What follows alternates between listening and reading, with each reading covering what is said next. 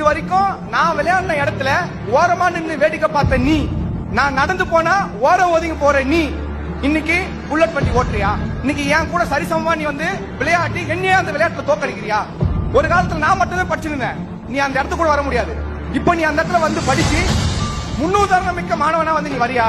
குறிப்பா வந்து கீழ தஞ்சையில ஒரு 50 ஆண்டுகளுக்கு முன்பாக சாணி பாலம் சவுக்கடியும் அனுபவிச்சோம். சாணியை கரைச்சு வாயில ஊத்துனான், சவுக்கடி அடிச்சான். இப்ப அந்த 50 ஆண்டுகளுக்கு கடந்து வந்து நின்று இருக்கோம். இப்ப என்ன நிலைமை?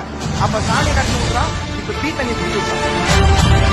இங்க பெண்களும் தலித்துகளும் இந்த சமூகத்தில் வாழ முடியாத சூழல் இருக்குன்னா இது வந்து இதெல்லாம் தடுப்பதற்கு வந்து பொதுவில் என்ன சொல்லப்படுது அப்படின்னா சிறப்பு சட்டங்களை வந்து ஏற்றணும் அப்படின்னு சொல்றாங்க. ஆனா ஏற்கனவே இருக்கிற சட்டங்கள் என்ன பண்ணின்னு இருக்கு? SC/ST வன்கொடுமை தடுப்பு சட்டத்தை பதிய வைக்கிறதே இங்க மிகப்பெரிய போராட்டம் தேவைப்படுது. இப்ப நம்மளுக்கு ஒரு நல்ல அனுபவம் இருக்கு. விருதாச்சலத்துல ஒரு மனம் குன்றிய ஒரு பெண் வந்து பாலியல் வன்கொடுமை செய்யப்பட்டிருக்காங்க. அந்த பாதிக்கப்பட்ட அந்த பெண் தரப்புல இருந்து நம்ம தோழர்கள் FIR போடுறதுக்கு பல கட்ட போராட்டம். அப்ப நீ வந்து சாதியை ஒழிக்கணும், இங்க வந்து எல்லாரும் சமத்துவமா வாழணும் அப்படின்னு சொல்ற நீங்க ஆதிக்க சாதி சங்கங்கள்ல இருக்கிற சுதந்திரமா செயல்படுறதுக்கு சுதந்திரம் கொடுக்கறது நீங்க தான். அவனை ஒரு கட்சியா அங்கீகரிக்கிறது நீங்க தான். அப்படி இருக்கும்பொழுது எப்படி சாதியை ஒழிக்க முடியும்? ஆதிக்க சாதி சங்கங்கள் இருக்கும்போது எப்படி சாதியை ஒழிக்க முடியும்?